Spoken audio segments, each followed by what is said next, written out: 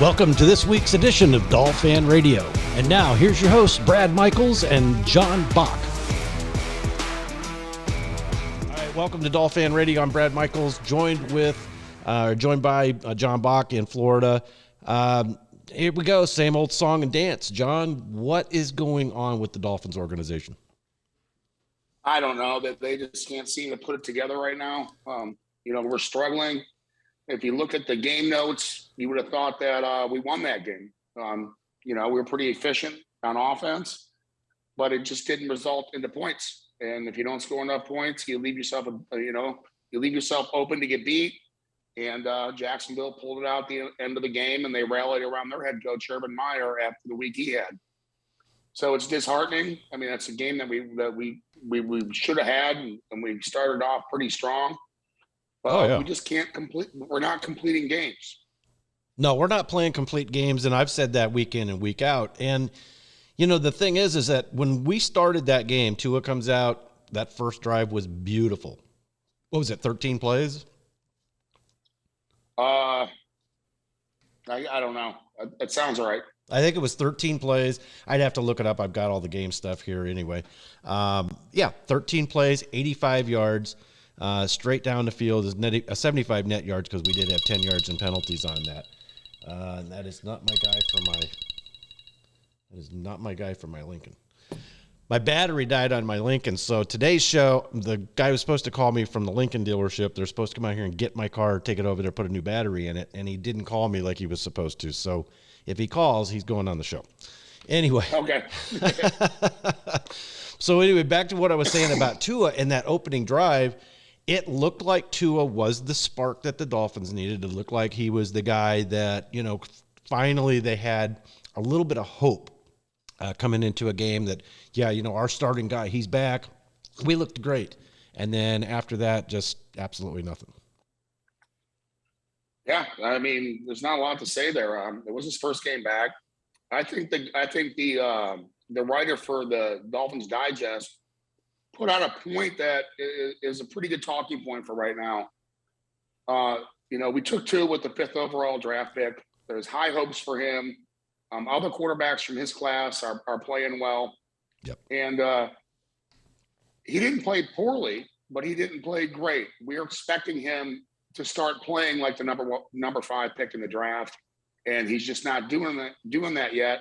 And I think it's leaving fans and the organization extremely frustrated that he's not further along. I think that Tua, he looked poised. He looked like the guy on that first drive. And then what was up with the interception that he threw? That was a ball he should have never thrown. It was like he threw it directly to the guy.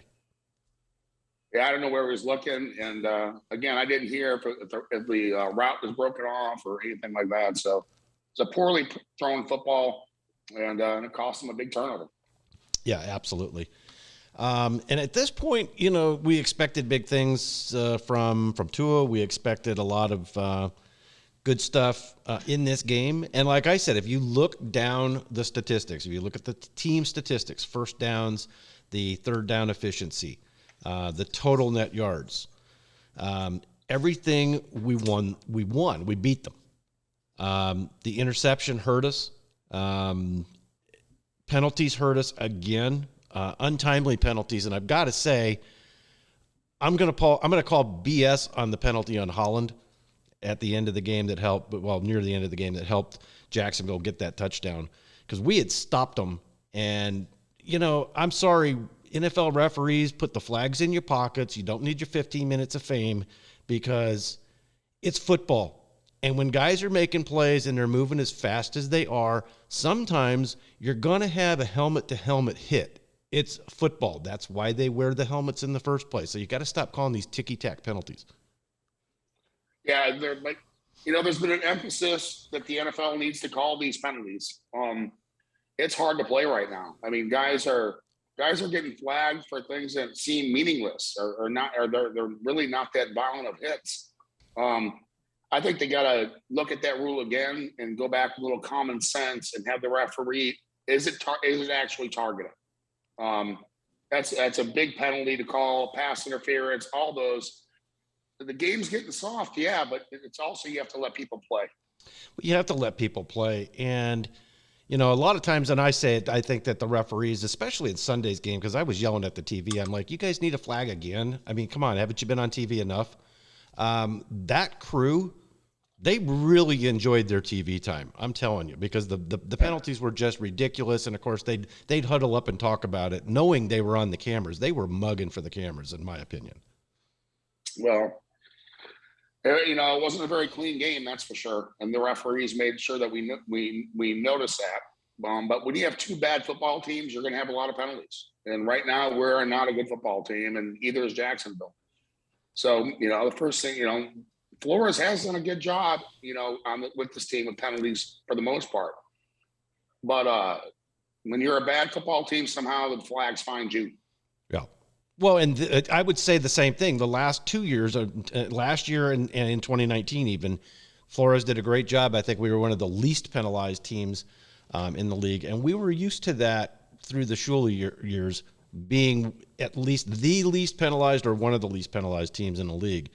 And Flores was bringing that back around. But this year, I think, what are we, the sixth most penalized team? Yeah, and we've also had a lot of injuries, though. So we had a lot of backups playing that are giving us flags. You know, we can't go every week and have these ticky-tack injuries and then have our key players missing from the roster. They have to find a way to address that. Well, and I addressed it. I mentioned it in an article that I wrote, and I mentioned it in a couple of posts on Facebook and other areas, Instagram, places like that, and just in conversations with people in general. And I've got to look back, and I didn't realize that the guy that's the head trainer for the Dolphins now has been with the team going back, I believe, to 2012. And I could be wrong on that, but he's been with the team for quite a long time, maybe 2012 or 2014. Well, who is the head trainer now? Hang on a second. I'll look it up, as I got him right here. Hang on. But what my biggest thing that I'm coming to is look at all of the years that we've had injury problems. And I'm not talking about, you know, football's a game that you're going to get hurt. There are going to be injuries. Guys are going to tear an MCL or an ACL. Guys are going to, you know, they're going to tear an Achilles. They're going to tear a pectoral muscle, something. They're going to have a separated shoulder. Look at Baker Mayfield. But those types of injuries, look, they're going to happen, and they're unfortunate. The athletic trainer, Kyle Johnston, is the head athletic trainer. I thought it was Troy Maurer. Troy Maurer, he is the associate head athletic trainer. So Troy rehabbed me, and I think the world of Troy. I think he's a great trainer. Okay. So I don't know what's going on with the head guy. But again, to me, this all started as soon as they built the indoor practice facility. I don't think they're spending enough time outside in the heat. I don't think their bodies are conditioned the way they should be. And I think we're seeing that as a result with all these injuries. Yeah. And I agreed with you. And if you read the article that I posted that Brian Flores should feel the heat, I touched on that because I agree with you 100%. And you said if you were the head coach, and I agreed with you on that too, you said if you were the head coach, you'd tear that bubble down. I would. I'd go back outside and practice in the elements. You play outside, you should practice outside. Yep. But we're seeing it the NFL went down to 17 hitting practices in a season. So you're not hitting 3 days a week anymore. It's almost impossible to get your body in the shape that you need to be in, playing every day in a climate controlled environment. And we're seeing it's ever since they've gotten the bubble, it seems like this team has lost its edge of playing in the heat and playing outside. Yeah. They've gotten soft. They're used to practicing indoors. They're used to having that nice big cushy cafeteria where they get all the great food. The meeting rooms are beautiful. Everything is beautiful. I'd like them to have to go and tour the stadium and go look at what they've done as the recreation of Don Shula's offices. Take a look at some of the old pictures and look at what the old school guys went through. That was football. Especially at St. Thomas University. They didn't have barely anything there. Oh, yeah. But you didn't need it. I mean, facilities are great and all, but you don't really need them. I mean, as long as you have a place to meet and as long as you have a place to practice outside, the weather comes and goes here in Florida. I mean, if it's going to rain, it's only going to rain for an hour or two, and then you can postpone practice or move it up if you had to. Sure. But everyone's going to this indoor practice facilities, and I just think that was always for us was a huge edge. We were always in better shape than everybody else because we hit more, we practiced way more than anybody else. Yep. And we had guys get hurt, but they were never ticky-tack injuries like pulled hamstrings and, quadriceps and those kind of issues that players are having right now. Yeah. And we see that way too often. I'd like to see them go outside and practice outside more. I would too, because I agree with you. That's what we see. I mean, look at Devontae Parker. Week in and week out, year in and year out, he can't go because of his hamstring or a pulled calf muscle. Something stupid that comes down to that training. And as I wrote in the article, you reminded me of this, Coach Shula ran his players' asses off in the heat. And when he did that, his players were acclimated to that condition. They weren't leaving the air-conditioned practice bubble and then go outside in the heat and pull a muscle. Well, I mean, again, we're sitting behind the 8 ball again. We're pretty much eliminated from the playoffs. I mean, there's almost, unless we went on some type of roll to win these next 10 games. We'd have to win. And so it's not going to happen. No. So, it might be time to start looking at other people on the roster and trying to get them ready. I'm not saying bail on the season, but if you're already out of the playoffs, you might as well start building for next year and figure out who this team's going to be. And if you want us to trust the process, well, then we'll trust the process as long as you are implementing the process, which is going to be more guys deserve opportunities. Yeah, absolutely. Which, it brings me to, I guess we can just go down the roster alphabetically because you mentioned it and I mentioned it when we started the show. And I also want to let everybody know we got a special guest. He's standing by on the phone. You know what? I want to go ahead and bring him in. John, you remember Chris Barker? Oh, of course. All right. I wanted to bring him in because him and his mom, I mean, talk about some special fans. They go to every single home game, but not only do they go to every single home game, they go to every road game as well. That's a pretty expensive proposition, and talk about dedication to a team. That's fantastic. Do we have Chris on the phone with us? Do we have him unmuted? Yeah, he's muted himself. All right. Hey, Chris, you can unmute yourself, and welcome to Dolphin Radio. What's going on, guys? How are you? We're doing great. Well, Chris. How are you? Good. So, disappointing day in London. Huh? It's great to be here with all you guys and hope everybody's well. Absolutely. Likewise. So how's your mom? Is she finally recovered from the loss on Sunday? I know your mom takes every loss I know you take them difficult, but I know your mom takes them especially difficult. Yeah. We've both been kind of been used to this, downward season. Yeah. So, and we've been doing pretty well, despite, the season that's been kind of scratching ahead a bit, scratching the surface, so to speak. Well, it's got to be hard for you, Chris. I know what kind of fans you and your mother are. The whole organization knows you all. We're thankful for your support. And, it's been tough on everybody, especially the way the season's going. We had higher expectations than this. But it is noticed, how great of a fan you are, Chris, and everything that you and your mother do for this team. Yeah, we really appreciate it. And, win or lose, we're always there for them. Bad season, great season, doesn't matter. We're always there.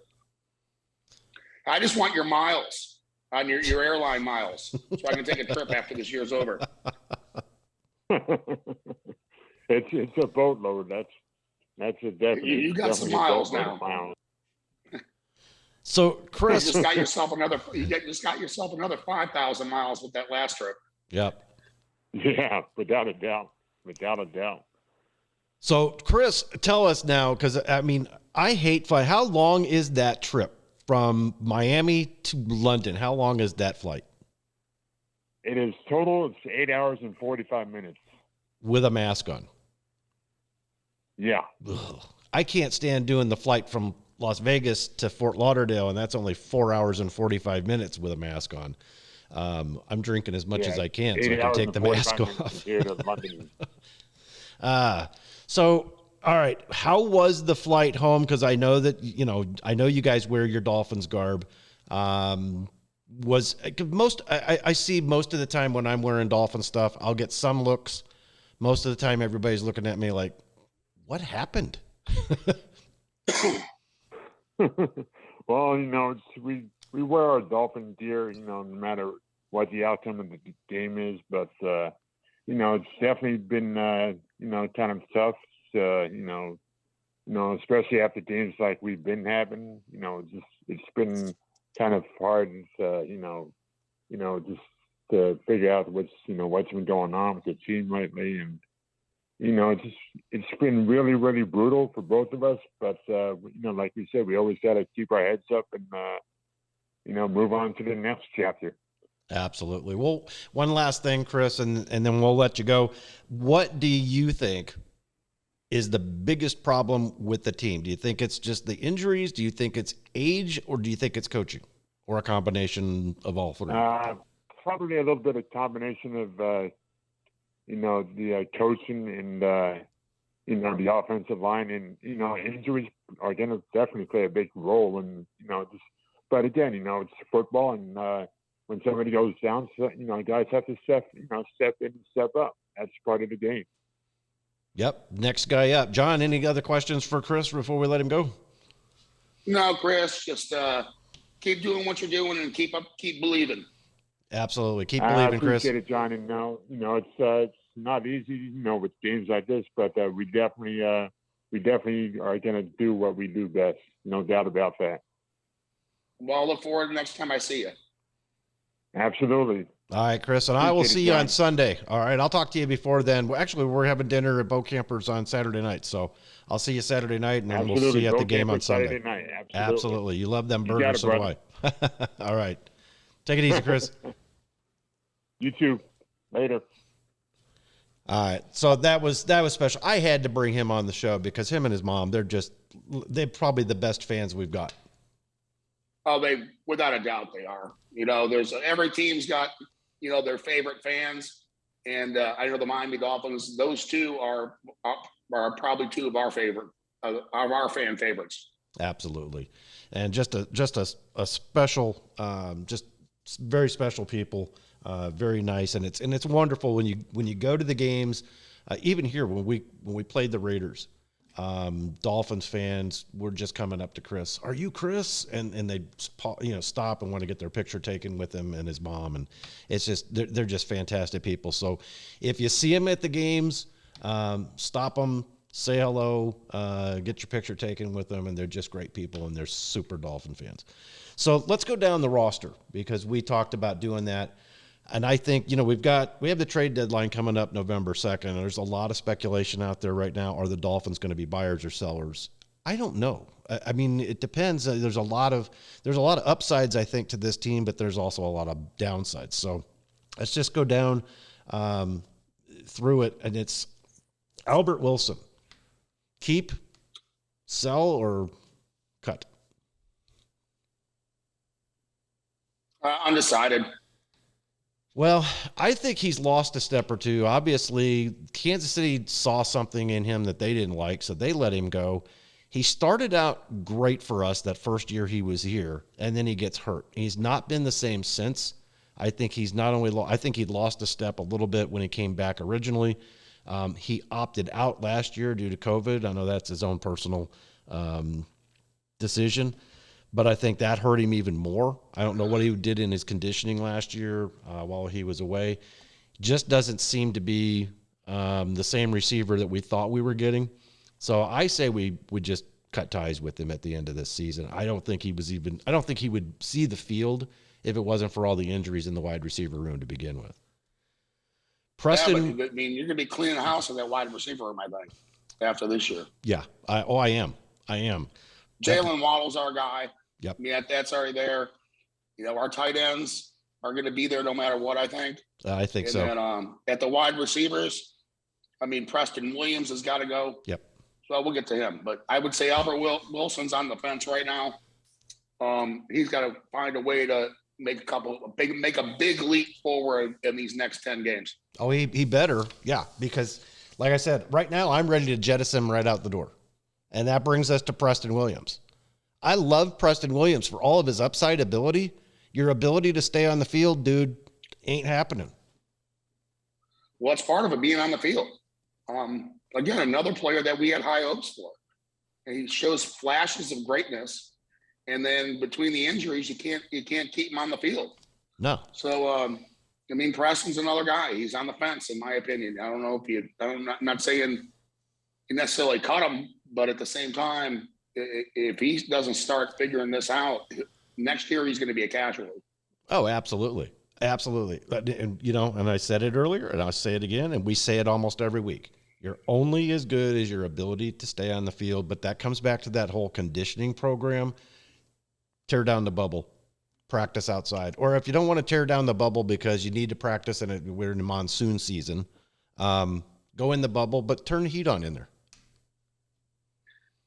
I don't know. We didn't have a bubble. I don't think we ever missed a practice. So, I don't know enough about Trill Williams. He's on the roster. I think he's is he over on the practice squad? I'm not even sure if he's on the 53. We don't hear his name called. I don't even know who he is. I don't have anything I can say about him. Brings us to Christian Wilkins. I'm keeping him. Keep him. Yeah. He's had a first couple games he played really well. He's fallen off a little bit, but I think he's a good football player. I think we need him right now. Absolutely. And I want to, we'll come back to the roster. I want to swing over here real quick to PFF. I thought this was pretty interesting. They had our 2021 season stats is the first thing that I looked up when I went to the Dolphins on PFF. And I think it's funny because PFF says division AFC East. I'm like, well, duh. Did they move us? Maybe they moved us down to the minor leagues. All right, so points scored, 99. We're ranked 29th. Points allowed, 177. We're tied for 30th. Here's the interesting thing, though. Overall team grades. All right. Overall, the Dolphins are rated as the 26th team in power ranking. Offense 28th, defense 12th. And that's because of guys like Christian Williams. Christian Wilkins, who grades out on PFF. He grades out as an 88.8. He is the highest graded. That's a great score. He's the highest graded interior defensive lineman the last 3 weeks. Well, he's number 3. That's why we drafted him so high. Yeah, he's the number 3. He's behind Jonathan Allen with Washington and Armin Watts from Minnesota. And he's just ahead of Aaron Donald. All of them are great players. So he's holding his own. And again, we always like to see more production, but he's getting it done this year. Yeah, absolutely. So he's a keeper. So I just wanted to bring that up. We'll probably come back to some PFF info here in a little bit while. Move on. Jalen Waddle, obviously he's a keeper. Andrew Van Ginkel. The guy does everything though. Right. He's not as great as you'd want him to be. If you can upgrade that position, you'd probably do so. But unless they draft somebody or unless they go out and get somebody else, I think he stays. I think he stays. He does also too much. He plays special teams. He does a lot for this team. Yeah, I agree. I think there's a lot of things that he could do better, but I think he brings an awful lot, and I think he's only in his 3rd year. I think he's going to be fine. That brings us to Tua. You notice I'm going in alphabetical order backwards. So Tua. Yeah, he's keeper for now.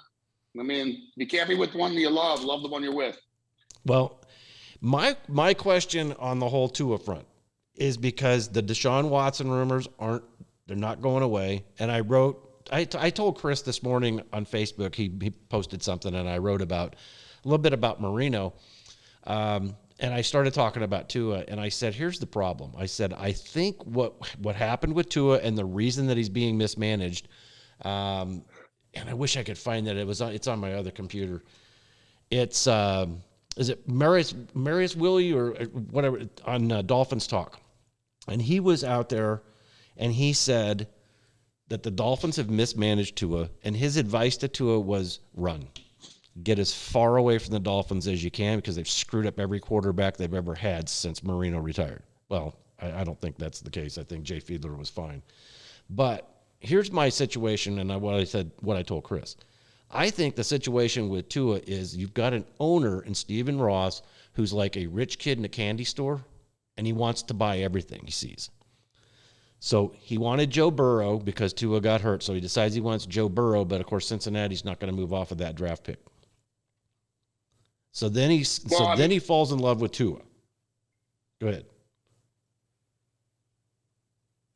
Well, I mean, he's the owner. He's trying to put fans in the seats. He wants the franchise. He wants his franchise to be successful. We all know if you don't have a quarterback, your franchise is not going to be that successful. And as an owner, he's trying to do everything he can to, get further to move this team along. But do you think that that's a good thing, especially with the rumors that we've heard that probably both Greer and especially Coach Flores actually wanted Justin Herbert? And I know we can rehash this over and over and over again, so I'm not trying to just bring it up over. But it is out there that they actually wanted Justin Herbert, and they were kind of pressured by Mr. Ross to go ahead and take Tua because Tua was the fan favorite. He was the guy that Ross had fallen in love with originally until he got hurt, and then he couldn't get Burrow, so we go back to Tua, and now he's in love with Deshaun Watson. Those are the rumors. So my question is, I understand you're the owner. I understand you want to bring a winner here, and you understand that in order to be a winner in a successful franchise, you've got to have that quarterback that can lead the team. But should he back off and let his football guys just make the decisions? Of course. I mean, you never heard what Wayne Huizenga wanted. Wayne loved Dan Marino. Great point. But Wayne Huizenga never got involved with the organization, And he owned the Panthers at the same time, and he owned the Marlins at the same time. And the Marlins. Wayne Huizenga is the only guy ever to start 3 Fortune 500 companies. Yep. And the reason he was so successful as an owner is because he hired the right people and he let them do their job. The last thing you want to do is have a meddling owner. I mean, the Dallas Cowboys, America's team, and Jerry Jones meddles way too much, and it turns a lot of people off. Yep. I was just going to say, and you look at Daniel Snyder in Washington, same thing. You have any of these owners, they don't know football. They made their money. Stephen Ross made his money in real estate. Wayne Huizenga made his money in waste management. Then Auto Nation, which didn't start out as Auto Nation. I forget exactly how it started out originally. And then also Blockbuster Entertainment. So an extended stay America. He did. Was he Extended Stay America also? Yep. Wow. All right. That one I didn't know. He must have done that one. I met Mr. Huizenga several times. I've been in his offices down there on Las Olas. Great guy, by the way. And you're right. You never heard a thing about what Huizenga wanted. He never told Don Shula who to go after. He never told Jimmy Johnson who to go after. Nobody that ever worked for him did he. And neither did Robbie. No. I mean, he stayed away too and let Shula run the show. Yeah. So it's difficult when an owner meddles, and you gotta trust the process, and you gotta hire the right people and trust them. If you make a wrong hire, you got to be, as an owner, you can be able to admit it and then move off that mistake. And we keep making mistakes, and we're not moving off on anybody. So it's kind of tough. Well, here's where I'm going to stand with Tua. I'm behind Tua. I think he could make it if he's managed right. I don't think he's been managed right. I don't like the fact that Flores put him in there last year and they would pull him, and then would put him back in there and they would pull him. I didn't like that. Let the guy stay in there and lose a game on his own without getting bailed out, because he's not going to learn otherwise. So I didn't like the management of him last year. Can't say anything about him this year because he got hurt. Yeah, but I kind of understand what they were doing last year because Tua was not ready yet. True. And we were in a playoff contender. So that was a different situation than now. Now, nobody comes in for him. You have to leave him in for the whole year. I mean, leave him in. And if anything, I would start getting, what's his name? Sinnett. Reed I'd start Sinnett. giving him reps. Yep. We got to see what he's you're worth. not going anywhere with Brissett. So No, Brissett had his opportunity, and he didn't do anything with it. well, and they got to stop bringing Brissett in on 3rd and short or 4th and short. Stop it. That's a high school move. Yeah, absolutely. So anyway, so the jury's out for me on Tua because there's so much unknown. We don't know whether they're going to make the move by November 2nd to get Deshaun Watson. We don't even know if this coaching staff is going to be there next year or this general manager is going to be there. If this season goes, Well, I think the general manager is the guy on the real hot seat. I agree. I think Brian Flores has done a great job, and I think he looks like a deer caught in the headlights with I've got this to work with, So, but the problem is if they bring in another general manager, he's probably going to want to bring in his own guy for head coach.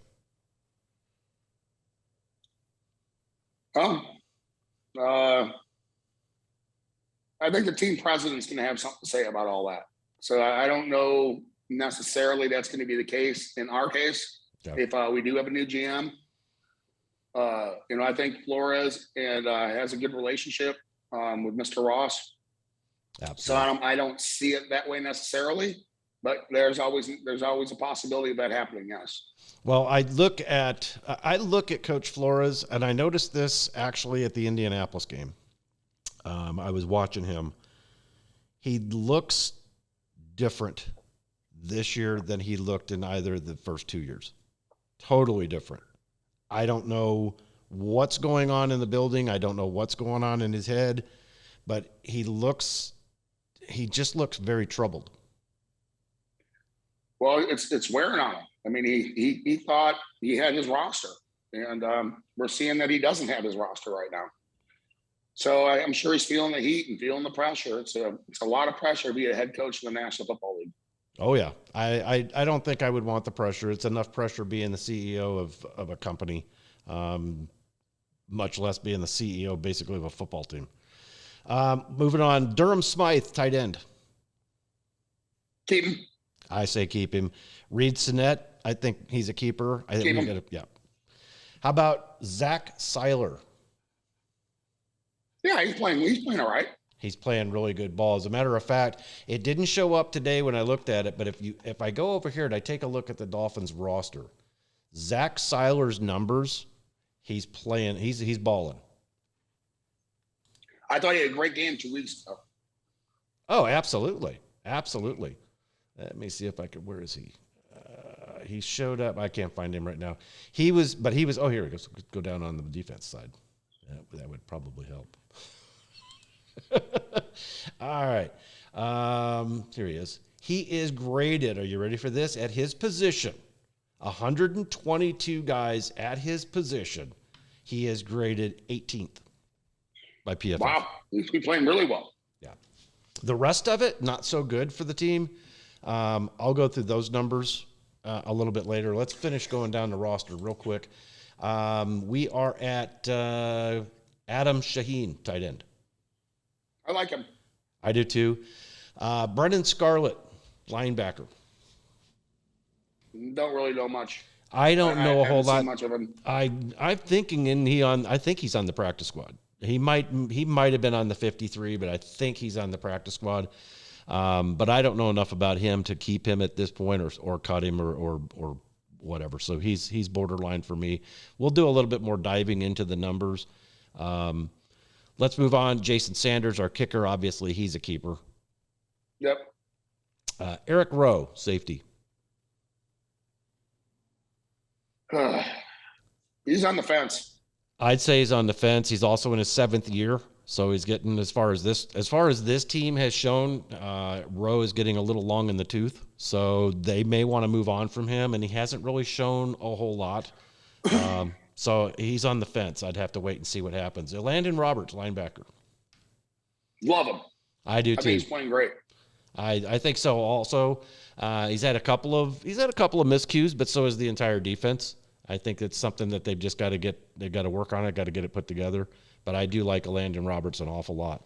Duke Riley. Don't know anything about him. I don't know a whole lot about him. I know that he's got a fairly decent work ethic. That's why they kept him around. You don't hear his name a lot. Let me see what PFF has him rated at. I can pull him up here real quick. So Duke Riley, he is, I believe, on the practice squad because, and they got him listed as an edge, but he's graded out because he's not graded at his position with the number of players that have qualified to rank him, so he hasn't played enough. But his overall score from PFF is 75.7. Not great, but not too bad, and it's obviously not the worst on the Dolphins team. Well, you got Jalen Phillips. So, I mean, where are you going to find a spot for him as far as being an edge rusher? That's true. But Jalen Phillips is grading out at 53.5, and out of 105 we're guys. invested in him. I know, but out of 100 right now, and he's playing better. I'll give him that because the first, 3-4 games, he was horrible. Every game he's getting better, I think. Yeah, absolutely. He's getting a lot more comfortable. I think so. But right now, out of 105 guys qualified as played enough to be in the ranking system, out of 105, Jalen Phillips is 95th. Yeah, but again, we're invested in him, right. And I think he's going to get better and better every year. He's getting better. He's getting better every game right now. Yep, I agree. Wish it came a little easier for him, but it just hasn't. He was never really a hybrid player in college, so he's got to learn how to do that, and that's going to take him a little bit of time. I think he has all the tools to be a great rush end or whatever you want to call him, hybrid edge rusher. I think he's got a lot of tools. Yeah, because he is a linebacker, but PFF is rating him as an edge. And that's, of course, what the Dolphins really brought him in to do, is to be a pass rushing specialist. And he's starting to come on. I think we're going to start to see some great things out of him. All right, here's a tough one, John. Devontae Parker. Move off him. I'm moving off of him as well. He is in his 7th season. Guy. I mean, he's a Louisville guy, and yeah, he's kind of like a tease, and he just teases you. Like, you see great things out of him, and then he'll be gone for 3-4 games. So yeah, because he's got a hangnail. It's ridiculous. But you have to pay him. I mean, these guys' contracts are coming up in the next couple of years. Mm-hmm. So Devontae's in a contract year, isn't he? I believe so. Yeah. So I'm not going to pay him. If I can keep him, if I can get him for a good price, I keep him. But if he wants big dollars, he hasn't earned those dollars. I would not give them to him. I'd lose him to free agency. I would lose him to free agency, or I'm like you. I'd say, look, I'm gonna backload your contract with a lot of incentives. Stay healthy, stay on the field, show me some stats, and do some wonderful things for me, and you'll get some bonuses. Otherwise, hit the road. You take the guarantee somewhere else. Yeah, actually. So, all right, I agree. Devontae Parker, I'd move on from him unless I can get him cheap. Michael Pilardi, punter. Nah, I don't know. I'll keep him. I think he's booming it. I mean, he hasn't boomed everything, but he's really done some pretty good kicks. He's had a couple of them we could have pinned some teams deep. He averaged 34 yards a kick last year. I know. Last week was horrible. I mean, on that, if I had to make an analysis based on this one game, and he'd be gone. I mean, well, you're averaging 39 and netting 34.5 yards a punt. Yeah. That is terrible. I mean, that is not good. And last week, his best game has only been like 43 yards an average. But I think a lot of that, though, you got to look at where we were on the field position, and he's trying because he's a pin down expert. He's a guy that was actually an expert at pinning your opponent inside the 15. See, but I don't have that number in front of me. How many he has inside the red zone? Yeah, I haven't pulled that up. I know he's done it a few times, and I think that's part of the reason why his numbers are a little lower, because he's trying to. I don't want to say pooch kick it, but he's trying to pin them. I think he's okay. I would want to evaluate him and probably bring in a punter in camp, obviously, to create some competition, and then we'll just see how it plays out. Here's one of my favorite players, and I love the number because of all the guys that have worn this number. Number 91, Jeff Cross, and we all know Cameron Wake. Emmanuel Ogbah. He's playing. I like him. I love him. He's playing really well. Yeah, I love him. Nick Needham. There's no doubt. You're keeping him around. Oh, absolutely keeping him around. And he's still young. He's in his 6th season, so he'll be in his 7th year next year. 6'4", 275 pounds. Guy's a beast. And we just love having him right there. Nick Needham, cornerback. Cut him. I say cut him. Jason McCourty. No, I don't know enough. Well, here's the only thing that I don't like about him. He's in his 13th season, but he's playing great. As far as our defensive backs, he's probably, him and Holland have probably been the most consistent. Of course, they're also the only ones that have actually been playing most of the games without these stupid little injuries. But that secondary is deep. Very deep. It's very deep, and he's getting old. I don't know. I mean, it's going to be a camp decision next year, I think. I think they bring him back, and then he's got to win his job. I think so. I think you try to bring him back because he is a veteran. He's got all that leadership. If you can get him cheap, or if he's on, I think he's already on contract, I think, through another year. So if you can keep him, but then again, obviously he could be a camp decision. Let's go to Greg Manns, the center that they brought in. He's in his 6th season from Toledo. I'd keep him. I'd keep him as well. Hunter Long, tight end out of Boston College. Keep him. Have to keep him. We drafted him. He's a rookie, so got a little money invested in him. And he's actually a very good player. Okay, guy we traded for with the Panthers, Greg Little, tackle. He's playing all right. I'd probably keep him. I would keep him as well. Solomon Kindley. Ugh. Cut him. Yeah, definitely cut him. Robert Jones. I didn't hear you. Robert Jones. He's a rookie. Keep him. Yeah, we've got to keep Yeah. him.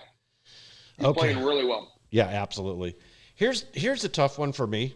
Guy's in his 7th year out of Connecticut. 6'1", 194 pounds. Cornerback, Byron Jones. Nah. Yeah.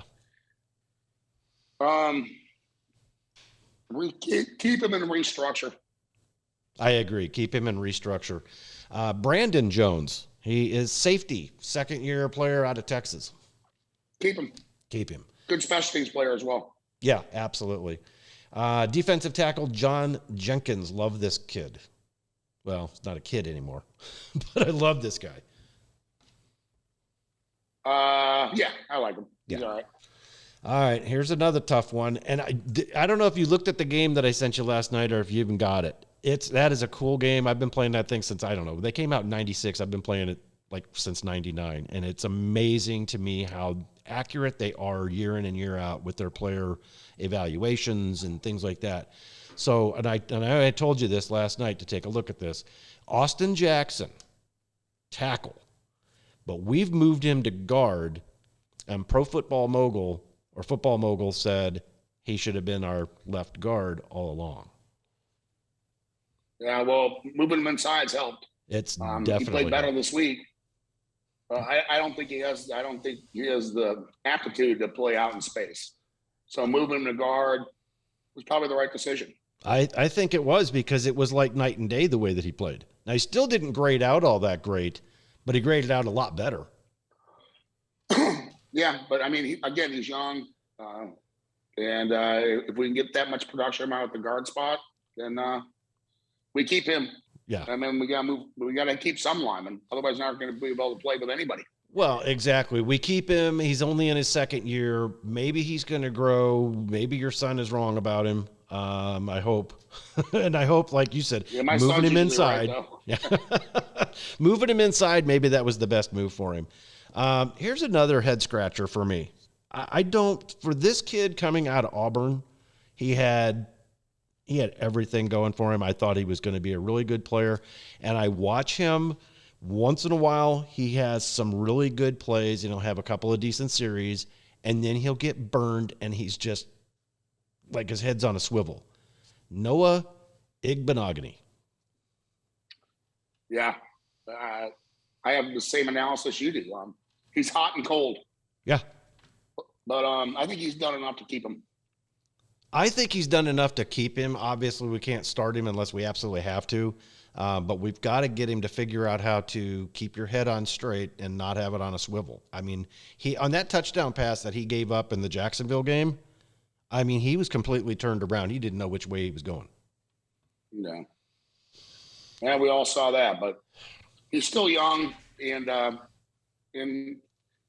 he's not horrible. I mean, but I'd keep him for now, make a decision in camp and see how he progresses. Yep. Camp decision, possible trade. Somebody can use him for roster depth. I don't know, something.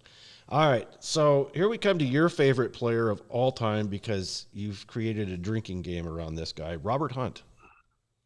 Actually, he fixed that last week. I saw that. He must have listened to last week's show. Well, somebody must have told him because it was ridiculous. But he actually played better. He did. Because he didn't have his head turned around and didn't know where he was. He's like Noah Igbenogany, but only on the offensive line. He's got to turn his head around and figure out where he's at before the snap of the ball. Yeah, but I had never ever seen that where a lineman would do that. But he fixed it this week. So, yeah, I noticed that because I was looking for it and I'm like, he ain't doing it. Yeah, he wasn't doing it this week. So maybe somebody talked to him. Hopefully, somebody must have. This one, this one is really tough for me because I like this guy. And the first time that you and I met and did a show live down there from Bow Campers, it was training camp. It just started up. We were talking about the hold-in, and this guy was the biggest hold-in in the National Football League, along with Aaron Rodgers and a couple of other players. And so we got him restructured, at least for this year. We made him happy. And now he's got one little nagging injury after another, shoulder and I think an ankle. Xavier Howard. Well, you keep him. I mean, when he's on fire, he's on fire. And again, he was too worried about his contract and he didn't train the way he should have in the offseason, which is now leading to these injuries. So when he's on fire, there's nobody better.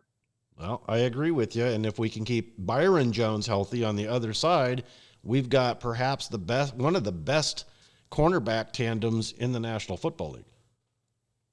When they're on fire, they play great. Yep. All right. One of my favorites, and he had a big game for us on Sunday. Mac Hollins, wide receiver out of North Carolina. Yeah, he played really well. Yeah, I love him. All right, so he's a keeper. Javon Holland. Who?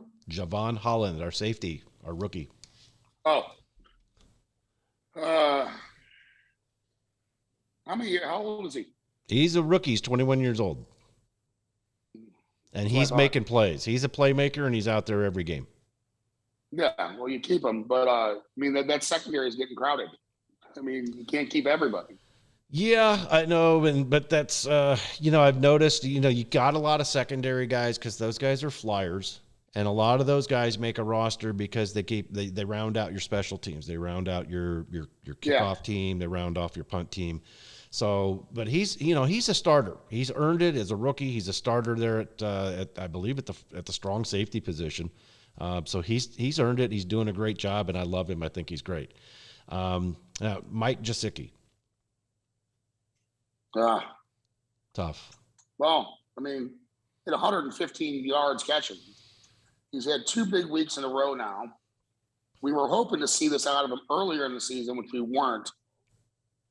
And he's going to want big money. So I think you have to evaluate. I mean, we have 2 other really good tight ends on that roster as well. Yeah. It's a wait and see for me. I want to see how he finishes out the year and then talk about it, how much money it's going to cost. I think that's the key. And that was something that we were talking about early early on in training camp and even prior to training camp is because Josecki's in a contract year. So he's going to want that big money. He's putting up those numbers finally.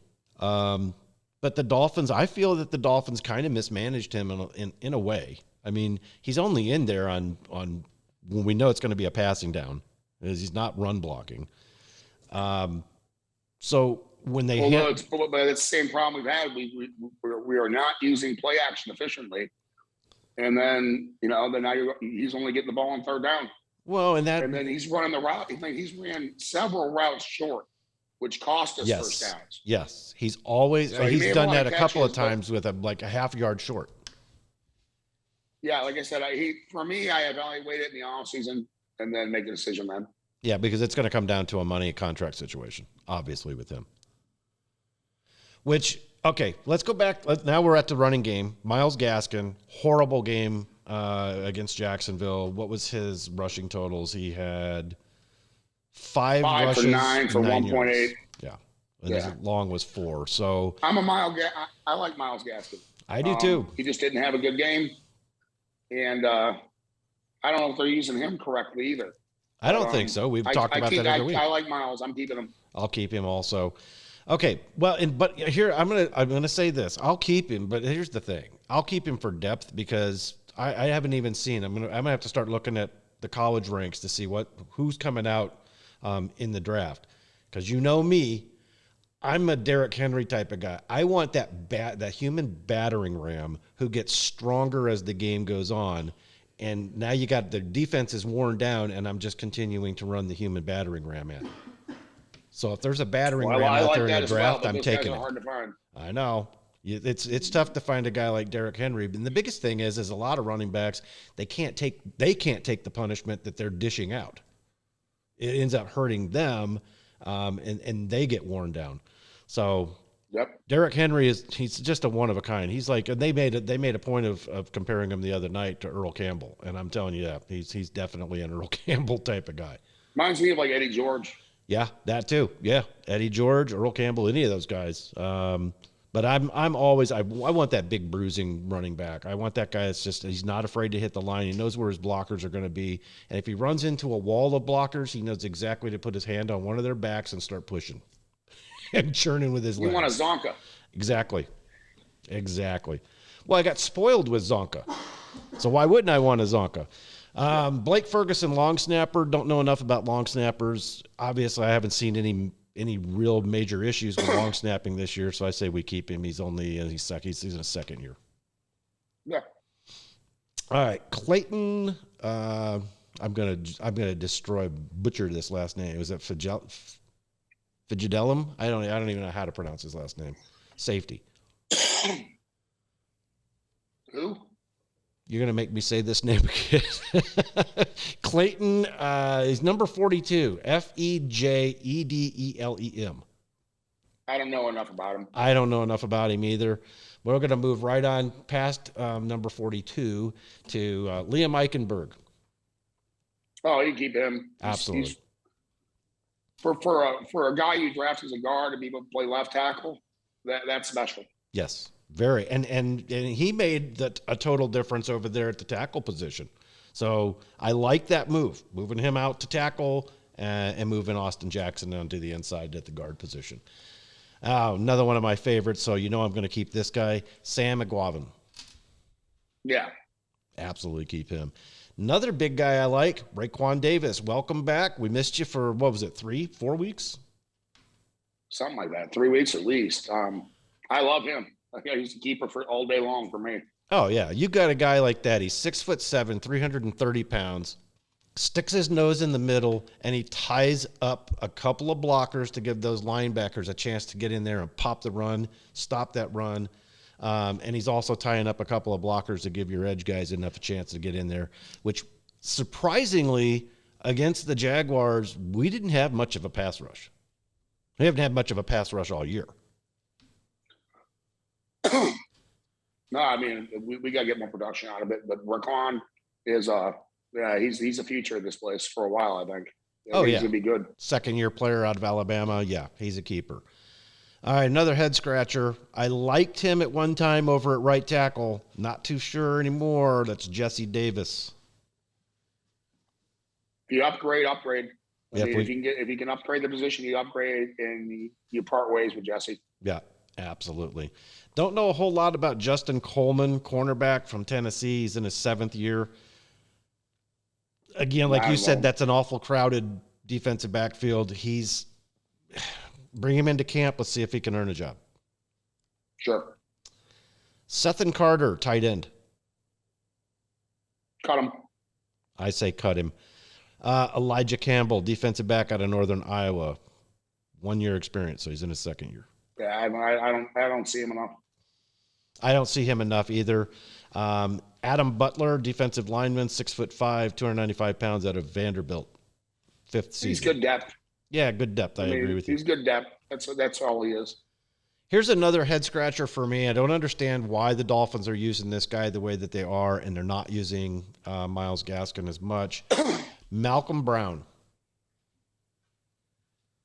I'm not a big fan. I mean, he does some things good, and then he does some things that aren't so good. So you keep him for now, and I'd try to upgrade. Absolutely. Here's a tough one. I'm not even sure how many years we signed Jacoby Brissett for. Do you? Cut him. Cut him. I say cut him. Jerome Baker, linebacker. Disappointing year so far this year, but a lot of upside with this kid. Huge upside. Keep him. Keep him. All right. So we've gone through the active roster. Now we have our injured reserve. I don't think we could go through that real quick. We've got Lynn Bowden Jr., Larnell Coleman, Michael Dieter, Will Fuller, and Alan Hearns. Will Fuller and Dieter, and then probably cut the rest. I got to not cut the rest, or I mean, just sit there and reevaluate them in the off seasons, because I don't know all their injuries and what they all are. I'm kind of in this. There's a lot of people that are in the same boat that I'm in when it comes to Will Fuller. I'm done with him. I think we only signed him to a 1 year deal. Not showing me enough. I mean, Grant, I knew that you were. I know you were hurt, or you were still suspended. You had to serve out your suspension in the first game, and then you had a personal issue. Now you got a broken finger. You know, come on. It's an experiment gone awry and a bad season that's gone awry. I'm just going to move on. But he's got a lot of upside. There's tremendous upside in him.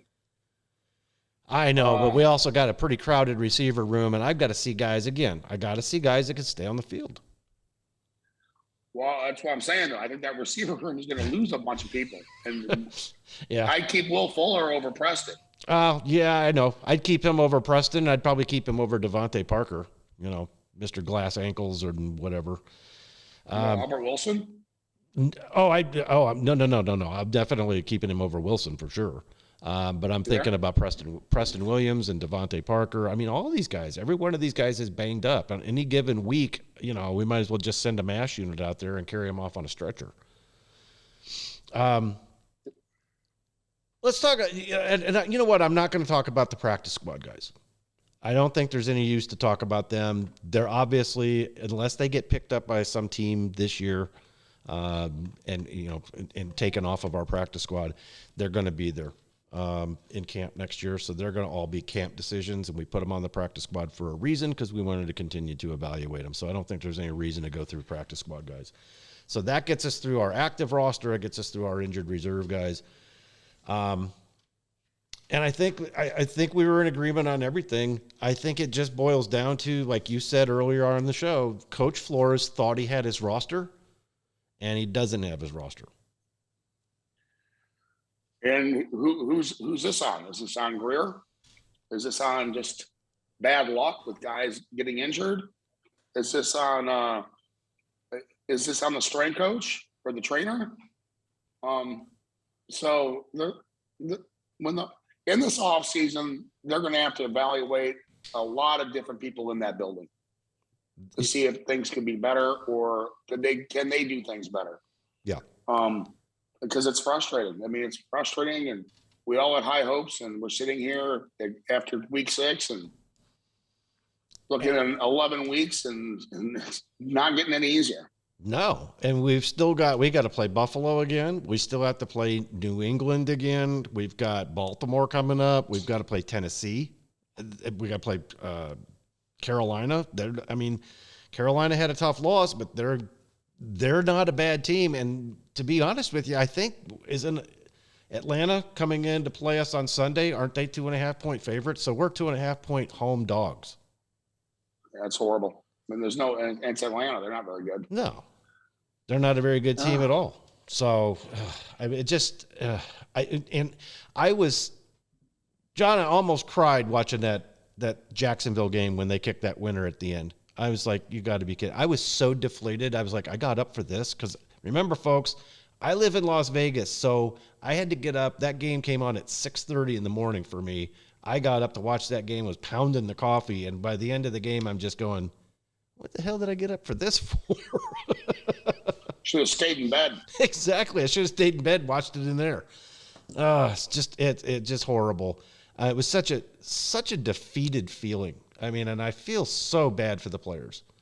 And again, coming back to Chris and his mom, I feel so bad for them. They flew clear across the pond, 8.5 hours there, 8.5 hours back. And, and it's not only the flight time, it's just all the energy that they put into it. And they're not the only ones. There's a lot of other fans that do the same thing. But in the off season, if this season doesn't turn around quick, and I don't think that it's going to, you're going to see, like you said, you're going to see an awful lot of people in that athletic training room. They're going to get evaluated. Why are we having all these little nitpicking injuries? You're going to see people in the football administration side are going to be evaluated because you got your people that are in the football research and strategy and the sports nutrition and the coaching analytics and so on and so forth.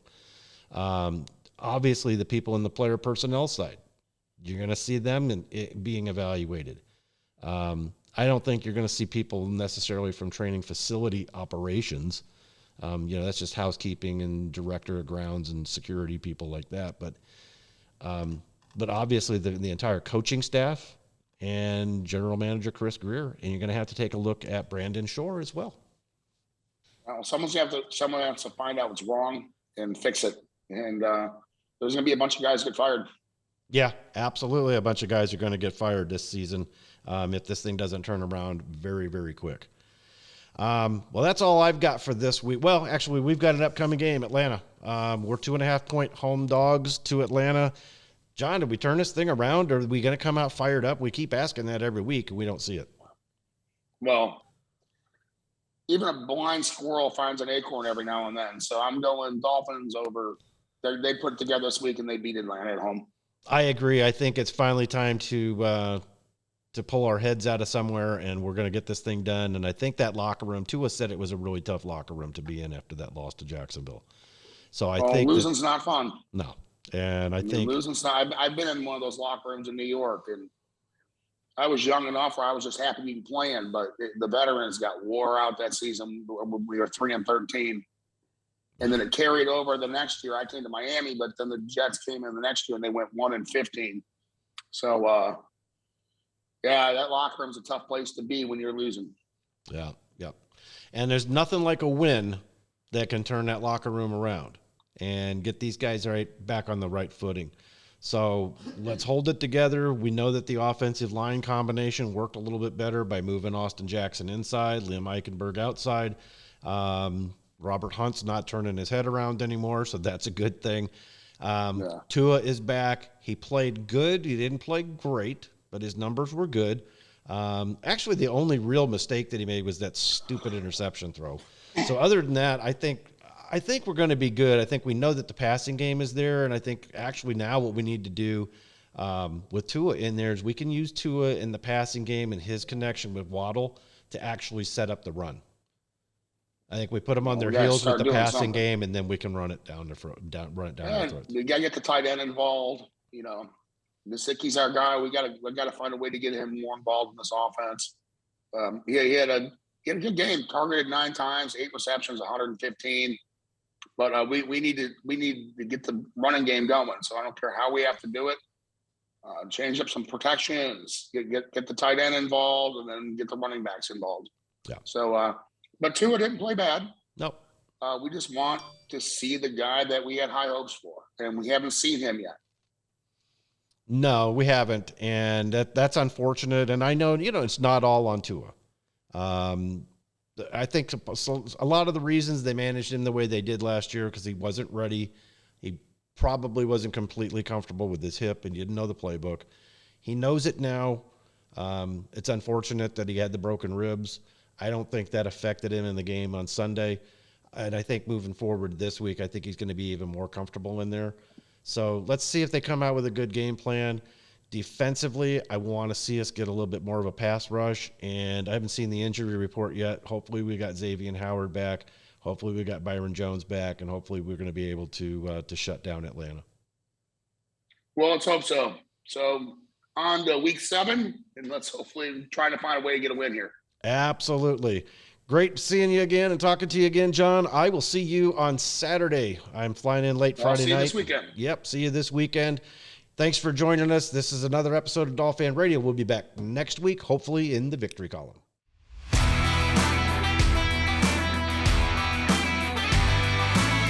Thanks for listening to Dolphin Radio. Find us on the web at www.dolphinradio.com.